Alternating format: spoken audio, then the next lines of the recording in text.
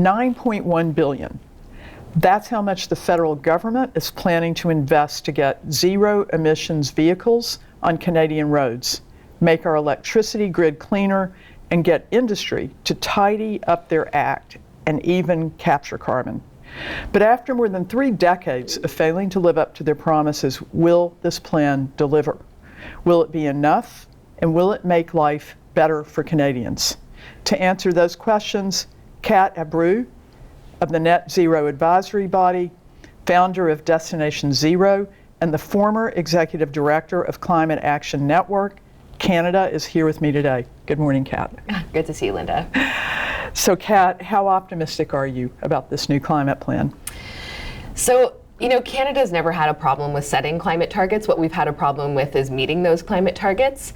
I think with this new plan, we get a whole wealth of information that we've never really gotten before that helps us better understand how we can compare the relative value of certain climate actions over others, which climate actions we need to prioritize in the very near term to get deep emissions reductions as soon as possible versus which might take a little bit longer for us to implement. So, that level of detail and transparency in this plan is really refreshing.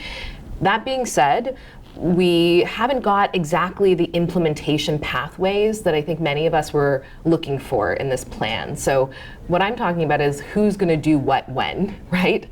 We don't really have that table of, okay, this is the department that's responsible for implementing this measure. This is the department that's responsible for tracking the relative success of this policy. This is the department that's responsible for ponying up the money, right? So I think that level of detail is really where we need to be getting to. And we also need to make sure it's adding up. It was great to see the modeling and again, have more transparency there.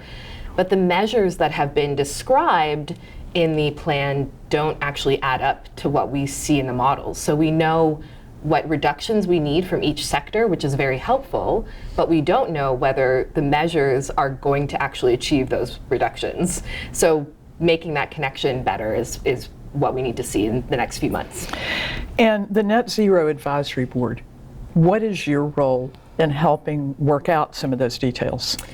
Yeah, so the Net Zero Advisory Body, also known as the NZAB, is a group of independent expert advisors who provide expert advice to the minister on achieving and setting climate goals. So we submitted to the minister well ahead of this emissions reduction plan our advice on measures that could be included to ramp up Canada's climate ambition and put us on that net zero pathway. So tell me, the emission reductions plan calls for a 42% cut in emissions from the oil and gas sector. And apparently the government will be releasing details on a carbon capture tax credit that will be available to the sector. Can you explain this? Sure, I'll do my best. Okay, so as I said earlier, we've got these sectoral breakdowns. So we know how much emissions reductions have to come from each sector. And we know, therefore, that we need to reduce emissions, according to this plan, 42% in the oil and gas sector below 2019-20 levels. So that's basically current levels. If we take that to the baseline year that Canada uses to benchmark our overall climate target, 2005, that's a reduction in oil and gas emissions of just 31% below 2005 levels. So if Canada has a target of 40 to 45% emissions reductions by 2030, that basically means that the oil and gas sector is contributing less than its fair share of meeting that goal. So other sectors are going to have to make up the shortfall. So you're basically seeing that other sectors are being asked to do more of the heavy lifting when it comes to emissions reductions. And we're also seeing that a lot of incentives are being given to the oil and gas sector to do the emissions reductions that they are being expected to do. And that carbon capture and storage incentive is one of those.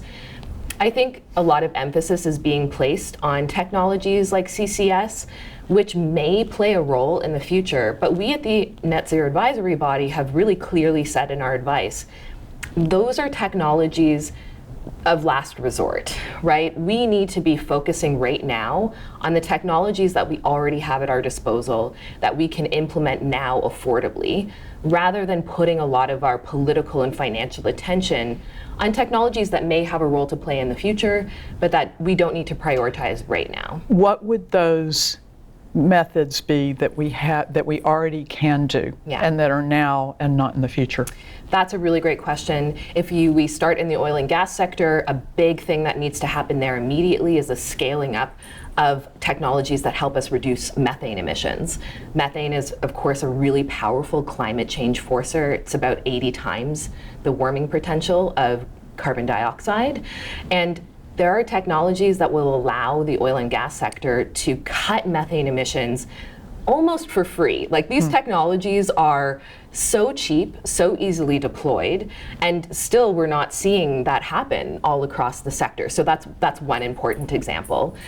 If we switch to another sector like electricity, what it looks like is investing in energy conservation and energy efficiency, making our energy systems more streamlined, while also investing in renewable energy and storage to get those, diverse, resilient energy systems that we've talked about before that we need, rather than, in the electricity sector, again, putting the focus on carbon capture and storage, where once again, we don't need it because we've got these technologies that already exist to transition that sector.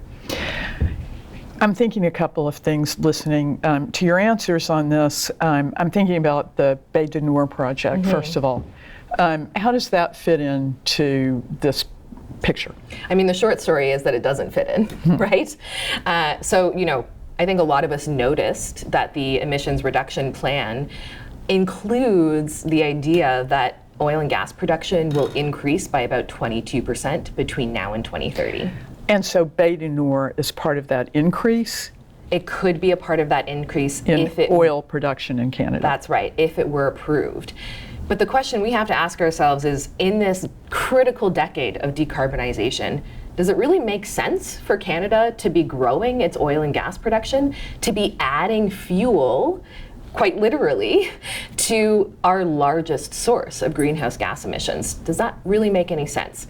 And it made sense to Minister Guilbeault. Did it? 20 minutes ago. Okay.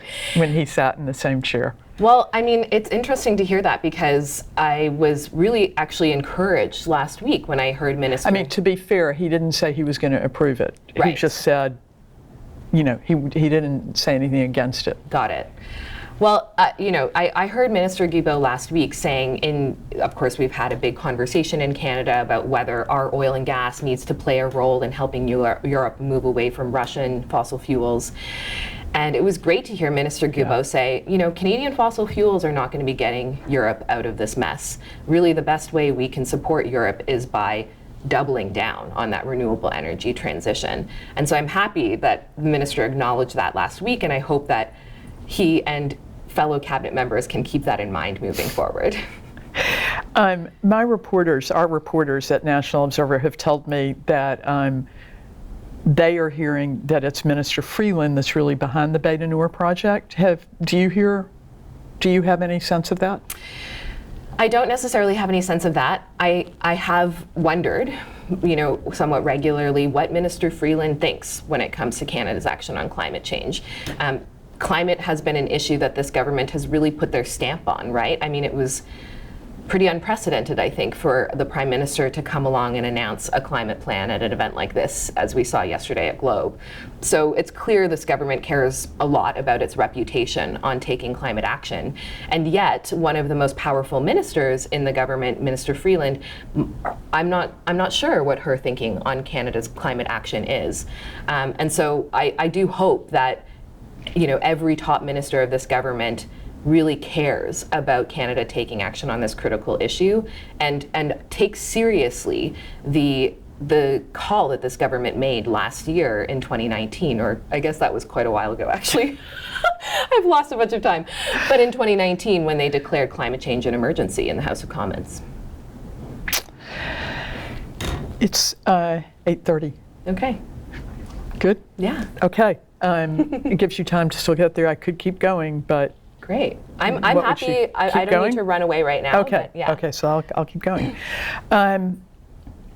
Obviously, many Canadians are going to be concerned about what the impact on their lives is going to be from this new climate plan.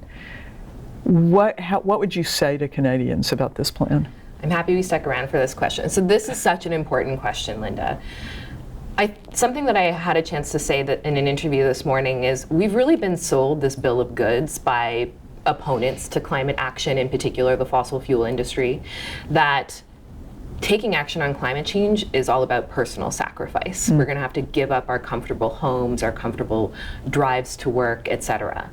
When in fact, climate action is about making our lives better. It's not just about reducing emissions, it's about having cleaner air, warmer, more energy efficient homes that are cheaper to heat, ways to get around our community that don't rely on an expensive vehicle that we have to pump expensive gas into, right? These are all ways that our everyday lives can improve through climate action.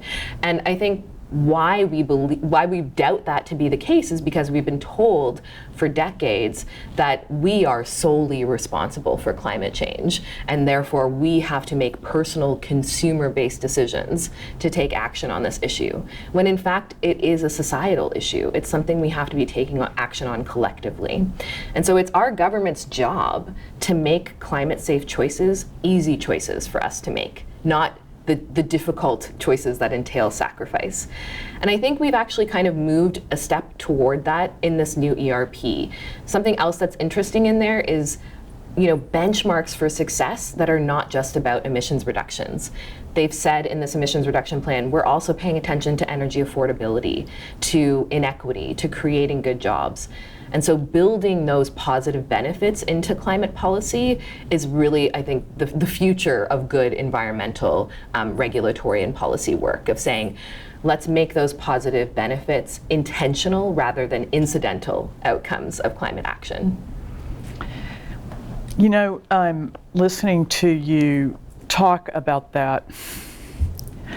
Mark Hartsgaard of Covering Climate Now has written that really the whole world is a climate crime scene now, because Exxon knew and the big oil companies knew years and years ago that consuming their product was going to increase global warming. And global warming has led to so many deaths and, disruption of society.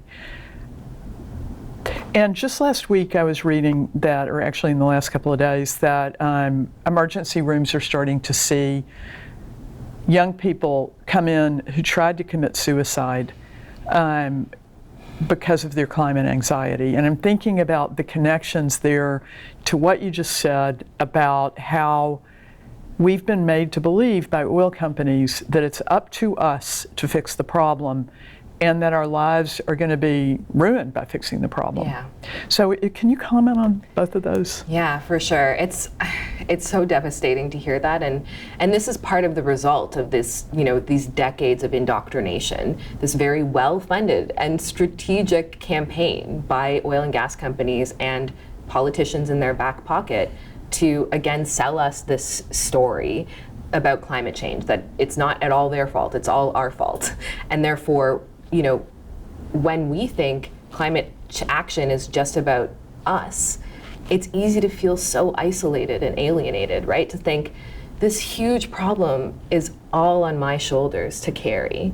And so naturally, if that is the story that you've been told and the story you're believing, it can feel incredibly hopeless and alone, right? And I think what we as folks in the climate movement have been trying to say, and what I think we're seeing in young people who are, creating community around climate organizing, is reclaiming the idea that this is actually an issue for collective action. And the way that we tackle climate change is not by taking the burden on our shoulders as individuals, it's by joining hands with people in our community, with all of our orders of government, with our decision makers, and saying, hey, this is a huge undertaking that we have to do together. And we all have a role to play. And, I in my individual role might try and drive a little bit less or plant a home garden, but it's not my job to change the planning of my community. That's government's job. They have their role to play. It's not my job to tell the oil and gas industry that they have to reduce their emissions. That's the government's job to do. And so I think we have to have this real transformation in the way in which we think about responsibility for climate action, and understanding that it is about that systemic change rather than that individual consumer change. I was listening to an interview with Catherine Abreu recently, and she put it so succinctly. She said, "I'm not asking you to change your lifestyle. I'm asking you to help change the world." And I think that's a really good way to put it. Kat, thank you so much Yes. for dropping by. Always great to chat. Yeah, great to see you. I'll let you go Great. because I know it's close to I know, we got to go see a speech bunch of time. ministers on the Yeah. stage. Yeah. So really great to see you. Great to see you too, Yeah. Linda. How much longer are you in town? I'm technically on vacation right now. Nice. I'm taking a vacation break to Are you work. going to be here for a while? I'll be here for a few more days. Yeah. Yeah, over the weekend? We're departing on Saturday. Oh. Well, do you guys have